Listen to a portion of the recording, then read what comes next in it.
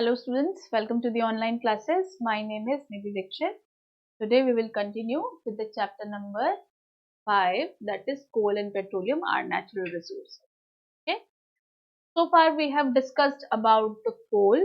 हमने कोल के बारे में अच्छे से पढ़ा कि कोल के अंदर से हमें क्या क्या चीजें देखने को मिलती है। कोल के अंदर से हमें कोक देखने को मिलता है, कोल के अंदर से हमें कोल टार देखने को मिलता है और कोल के अंदर से हमें कोल गैस देखने को मिलती है।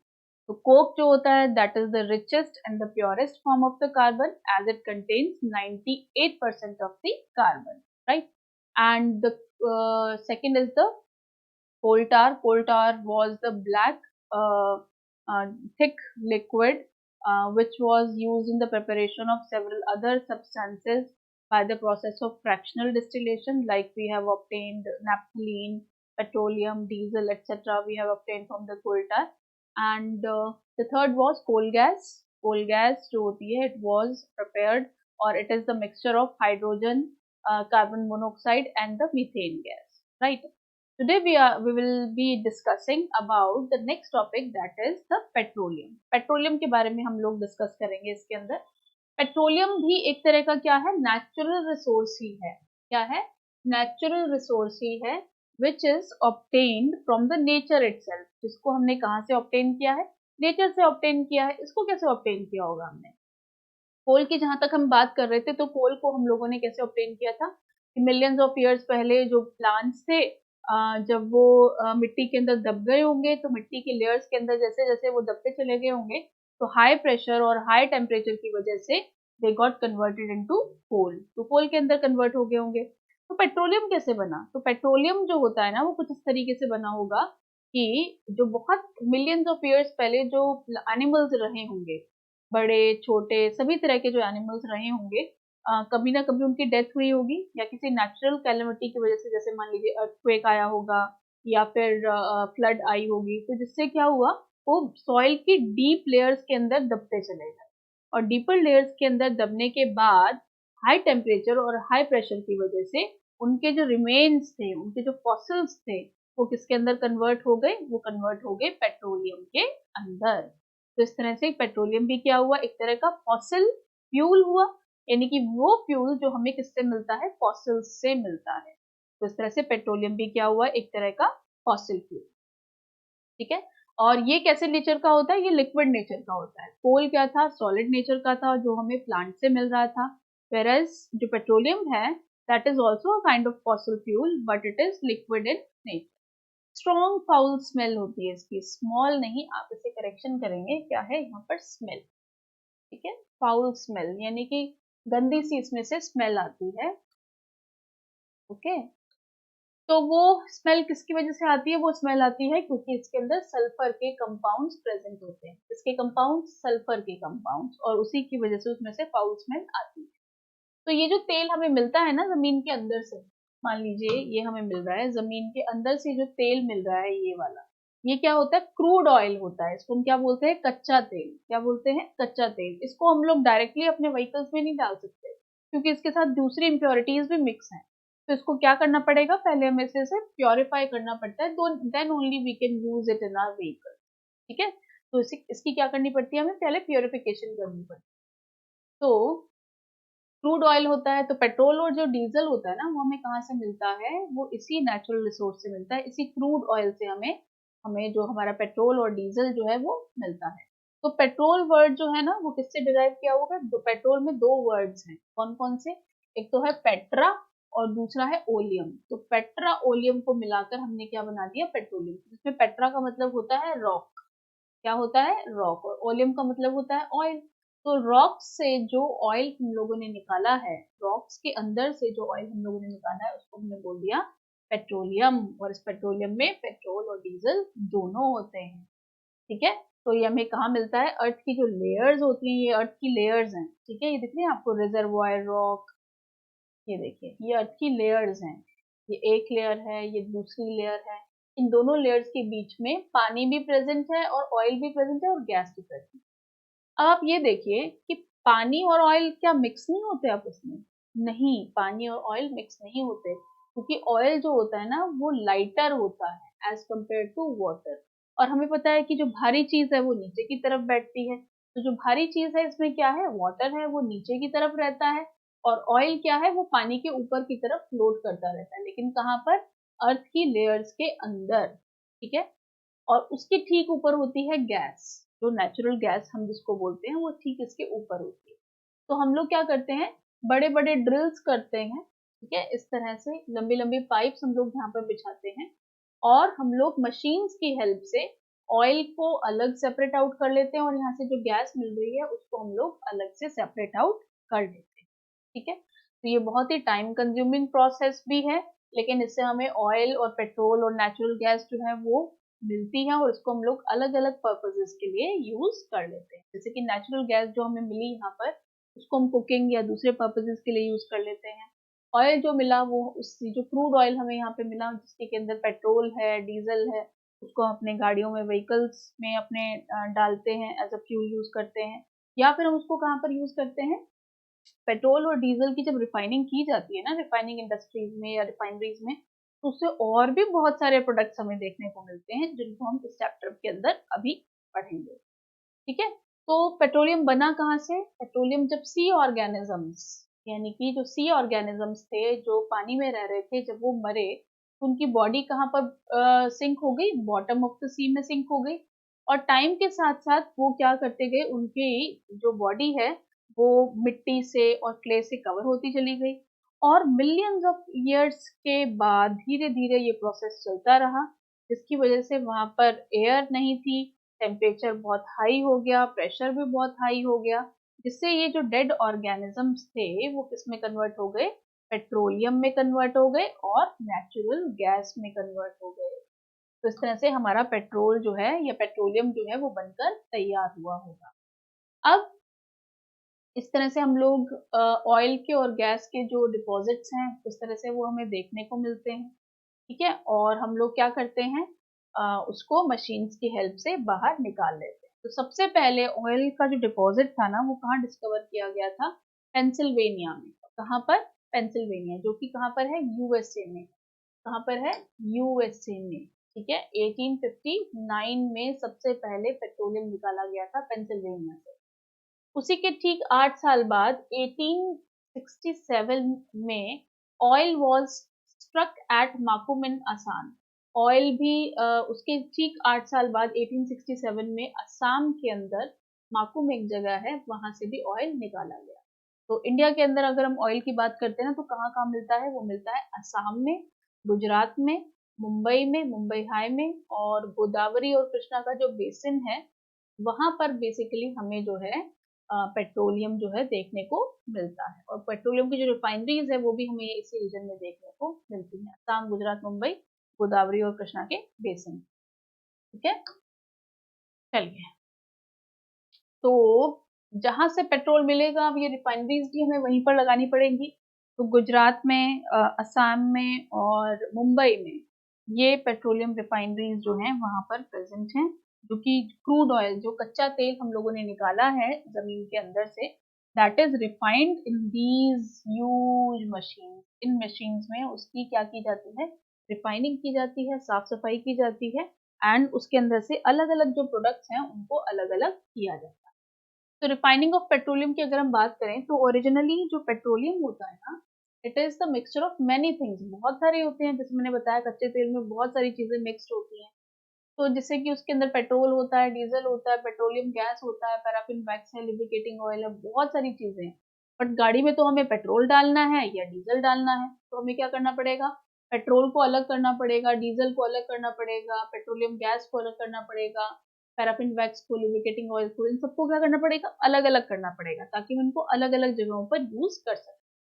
ठीक है। तो इस प्रोसेस जिससे ये सारी चीजें एक दूसरे से अलग अलग की जाती हैं, तो उनको हम क्या बोलते हैं, पेट्रोलियम रिफाइनरी। क्या बोलते हैं, पेट्रोलियम की रिफाइनिंग। रिफाइनिंग क्या हुआ, the process by which the various constituents of the petroleum are separated from each other। यानी कि वो प्रोसेस जिससे हम लोग पेट्रोलियम के अंदर जो अलग अलग कंपोनेंट्स हैं उसको सेपरेट आउट करते हैं, उस प्रोसेस को हम क्या बोलते हैं, उसकी रिफाइनिंग बोलते हैं। और ये रिफाइनिंग कहाँ पर की जाती है, ये रिफाइनिंग की जाती है पेट्रोलियम की रिफाइनरीज में, जैसे ये एक रिफाइनरी है, वहां पर ये किया जाता है। तो अब हम देखेंगे कि कॉन्स्टिट्यूएंट्स क्या है पेट्रोलियम के। पेट्रोलियम के अलग अलग कॉन्स्टिट्यूएंट्स होते हैं और ये टेबल आपको हमेशा याद रखनी है, ठीक है, और ये आपको अपने नोटबुक में भी बनानी है। तो इसको हम डिस्कस करते हैं। तो सबसे पहला है petroleum gas in liquid form. तो ये एलपीजी, एलपीजी की फुल फॉर्म क्या होती है? Liquefied liquefied petroleum gas. क्या है? लिक्विफाइड पेट्रोलियम गैस है ये, ठीक है। इसको हम कहाँ यूज करते हैं? अपने घर में जो सिलेंडर्स होते हैं ना हमारे यहाँ पर, जो घरों में हम लोग यूज करते हैं, उसके अंदर क्या होती है? पेट्रोलियम गैस होती है। अभी हमने देखा था पेट्रोलियम गैस भी बनी थी क्रूड ऑयल से, जब उसकी रिफाइनिंग की जाती है क्रूड ऑयल की। तो पेट्रोलियम गैस जो वहां से निकला उसको हम क्या करते हैं? उसको एज अ फ्यूल यूज करते हैं अपने घरों में और दूसरी इंडस्ट्रीज में, ठीक है। फिर उससे पेट्रोल निकलता है। पेट्रोल को कहाँ यूज करते हैं? मोटर फ्यूल में, यानी कि गाड़ियों में फ्यूल की तरह यूज करते हैं। एविएशन फ्यूल यानी कि एरोप्लेन या हेलीकॉप्टर्स में जो फ्यूल की रिक्वायरमेंट होती है उसके अंदर यूज करते हैं। Solvent for dry cleaning, dry cleaning करते हैं ना, अपने कपड़ों की ड्राई क्लीनिंग करवाते हैं, तो उसके अंदर जो सॉल्वेंट हम लोग यूज करते हैं दैट इज पेट्रोल, ठीक है। Then comes the kerosene. Kerosene जो होता है यानी कि मिट्टी का तेल, उसको कहाँ यूज करते हैं? उसको हम लोग स्टोव्स में एज अ फ्यूल यूज करते हैं, लैंप्स पे यूज करते हैं, और जेट एयरक्राफ्ट में भी इवन केरोसिन यूज किया जाता है, ठीक है। देन डीजल की अगर हम बात करते हैं तो डीजल जो होते हैं ना, हैवी मोटर व्हीकल्स जो होते हैं, भारी मोटर व्हीकल जैसे कि ट्रक है, ठीक है, कार्स हैं कुछ, तो वहां पर डीजल यूज किया जाता है। इलेक्ट्रिक जनरेटर्स हैं, वहां भी डीजल यूज किया जाता है। ल्यूब्रिकेटिंग ऑयल की अगर हम बात करते हैं तो ल्यूब्रिकेटिंग ऑयल ल्यूब्रिकेशन में काम में आता है। पैराफिन वैक्स की बात करते हैं तो ऑइंटमेंट्स जो बनाते हैं हम लोग, कैंडल्स बनाते हैं, वो भी पैराफिन वैक्स से बनी होती है। वैसलीन की जो पेट्रोलियम जेली जो अपने स्किन पर लगाते हैं वो भी किससे बनी हुई होती है? वो भी क्रूड ऑयल यानी कि कच्चे तेल से बनी हुई होती है। देन आता है बिटुमेन। बिटुमेन जो होता है पेंट्स और रोड की सर्फेसिंग करने के काम में आता है। अब जैसे मैंने आपको कोल वाला जब पार्ट पढ़ाया था तो मैंने आपको बताया था कि कोल टार को पहले जो है रोड के सर्फेसेस बनाने के लिए यूज किया जाता था, बट आजकल हम लोग क्या यूज करते हैं? बिटुमेन यूज करते हैं। और बिटुमेन क्या है? एक तरह का पेट्रोलियम प्रोडक्ट है। तो आप देख रहे हैं यहाँ पर बिटुमेन क्या है? एक तरह का पेट्रोलियम प्रोडक्ट है, और उसको हम कहाँ यूज कर रहे हैं?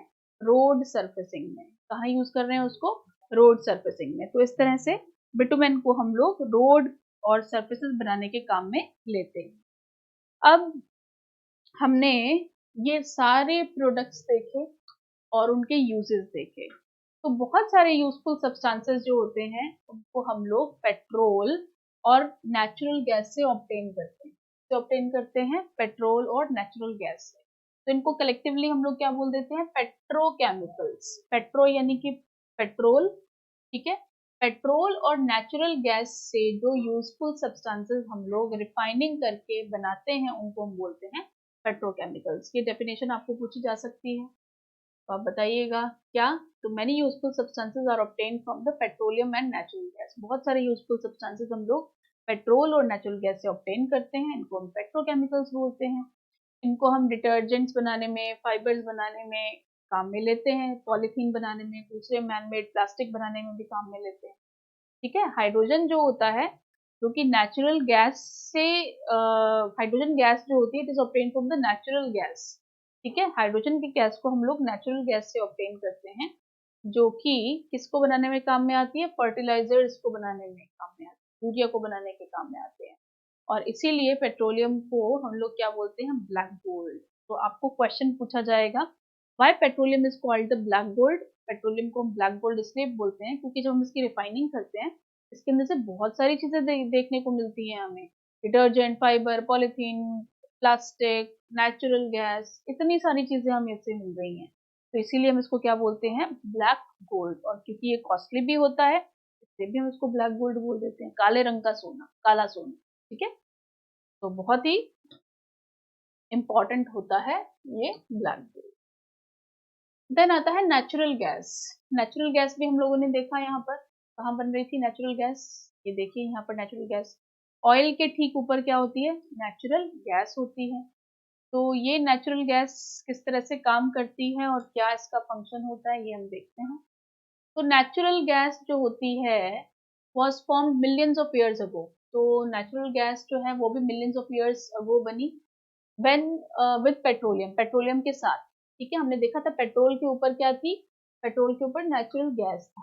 तो माइक्रोस्कोपिक जब सी प्लांट्स और एनिमल्स जब मरे ना, अब यहाँ तो पेट्रोलियम कब बना कि जब बड़े बड़े एनिमल्स जो है वो जो कि सी में रह रहे थे वो दबते हुए चले गए सी के अंदर। प्लांट्स कैसे जो हमारा कोल था वो कैसे बना था, जब प्लांट्स दबते चले गए अंदर मिट्टी के अंदर तो उससे कोल बन गया। पेट्रोल बना जब एक्वाटिक एनिमल्स जो हैं जब दबते चले गए। अब ये नेचुरल गैस कैसे बनेगी, नेचुरल गैस बनाने का तरीका क्या है, जब माइक्रोस्कोपिक सी पार्टिकल्स यानी कि वो सी प्लांट्स और एनिमल्स जो कि माइक्रोस्कोपिक नेचर के थे, यानी कि बिल्कुल छोटे छोटे साइज के, जिनको आप अपने नेकेड आई से नहीं देख सकते हो, उनके लिए आपको माइक्रोस्कोप की जरूरत पड़ती है। तो जब वो माइक्रोस्कोपिक सी प्लांट्स और एनिमल्स जब मरे और सैंड और मड में दबते चले गए, तो उनसे उन प्लांट्स और एनिमल्स ने एनारोबिक कंडीशंस में, एनारोबिक कंडीशंस कौन सी होती है, जहां पर ऑक्सीजन नहीं होती। तो अब सी है, सी का जो बॉटम है जहां पर सैंड और मड प्रेजेंट है, वहां पे छोटे छोटे से माइक्रोस्कोपिक से पार्टिकल्स जब इसके अंदर दबते चले गए और वो किस में कन्वर्ट हो गया, वो कन्वर्ट हो गए नेचुरल गैस के। अब आजकल हम इसको एज अ फ्यूल यूज करते हैं ट्रांसपोर्ट में, ठीक है, क्योंकि ये पॉल्यूशन को कम फैलाती है, कम पॉल्यूशन होता है इससे, क्योंकि ये क्लीनर फ्यूल है एक तरह का। तो नेचुरल गैस क्या है, एक तरह का क्लीनर फ्यूल, क्योंकि पेट्रोल से ना पॉल्यूशन बहुत ज्यादा होता है, ठीक है। हाँ जी, तो ग्रेट एडवांटेज क्या होता है नेचुरल गैस का। अब सीएनजी क्या होता है, सीएनजी की फुल फॉर्म होती है कंप्रेस्ड नेचुरल गैस। एलपीजी की क्या थी, लिक्विफाइड पेट्रोलियम गैस, और सीएनजी की क्या है, कंप्रेस्ड नेचुरल गैस। तो ये जो कंप्रेस्ड नेचुरल गैस होती है ना, it can be use directly for burning in Holmes. इसको हम लोग डायरेक्टली बर्निंग के लिए यूज कर सकते हैं घरों पर और फैक्ट्रीज में भी।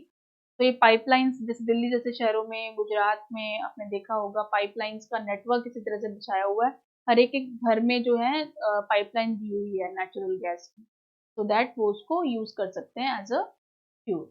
नेचुरल गैस को हम लोग जो है दूसरे नेचुरल गैस से हम लोग दूसरी भी बहुत सारी चीजें बना सकते हैं, जैसे कि केमिकल्स हैं, फर्टिलाइजर्स हैं, वो भी बना सकते हैं हम लोग इससे, अपने नेचुरल गैस से। इंडिया जो है उसके अंदर बहुत ज्यादा रिजर्व्स हैं नेचुरल गैस, तो जो कि हमें त्रिपुरा में, राजस्थान में, महाराष्ट्र में कृष्णा और गोदावरी के डेल्टा पर हमें देखने को, ठीक है, नेचुरल गैस के रिसोर्सेज। सब नेचुरल रिसोर्सेज आर लिमिटेड। अब हमें पता है कि नेचुरल रिसोर्सेज जो है ना हमारे पास, हमारे जो अवेलेबल हैं हमारे नेचर में, वो लिमिटेड हैं। अब कोल जो है, पेट्रोलियम जो है और जो नेचुरल गैस है, ये मिलियंस ऑफ ईयर्स जो पहले प्लांट रहे होंगे, एनिमल्स रहे होंगे जो कि मरे होंगे, मिट्टी के अंदर दबे होंगे और हाई टेम्परेचर और हाई प्रेशर की वजह से वो कोल, पेट्रोलियम और नेचुरल गैस में चेंज हुए होंगे, उनको बनने में बहुत सारा टाइम लगा, यानी कि मिलियंस ऑफ ईयर्स का टाइम लगा उनको। तो आज अगर हम सोचते हैं कि आज जिस तरह से हम लोग इन नेचुरल रिसोर्सेज को यूज कर रहे हैं, इसमें कोल, पेट्रोलियम और नेचुरल गैस आती है, आगे भी अगर हम इनको इसी तरह से यूज करेंगे तो क्या ये हमारे जो रिसोर्सेज हैं, जो फ्यूचर जनरेशन है हमारी, जो आगे आने वाली जनरेशन है, क्या उनको ये मिल पाएगा, नहीं मिल पाएगा, क्योंकि इनको बनने में ही इतना टाइम लग रहा है। तो अगर मिलियंस ऑफ ईयर्स का टाइम लगेगा तो हमें लगता है कि धीरे धीरे ये नेचुरल रिसोर्सेज क्या हो जाएंगे, खत्म हो जाएंगे, ठीक है, क्योंकि आगे बनने में इनको मिलियंस ऑफ ईयर्स का टाइम लगेगा, ठीक है। तो इस तरह से नेचुरल कंडीशंस में फॉसिल फ्यूल्स की अगर हम बात करते हैं, जैसे कि कोल एंड पेट्रोलियम है और नेचुरल गैस है, इसको हम लोग लेबोरेटरी में क्रिएट नहीं कर सकते, क्योंकि हमें पता है कि मिलते ही हमें नेचर से ही हैं, प्लांट्स और एनिमल से ही हैं जब वो मर जाते हैं, ठीक है। तो ये कंडीशंस क्रिएट करना लेबोरेटरी में बहुत मुश्किल है, और अगर नेचर में ही देख रहे हैं हम, नेचर में ही होना है इन चीज़ों को, तो ये बहुत सारा टाइम इनको लग जाता है।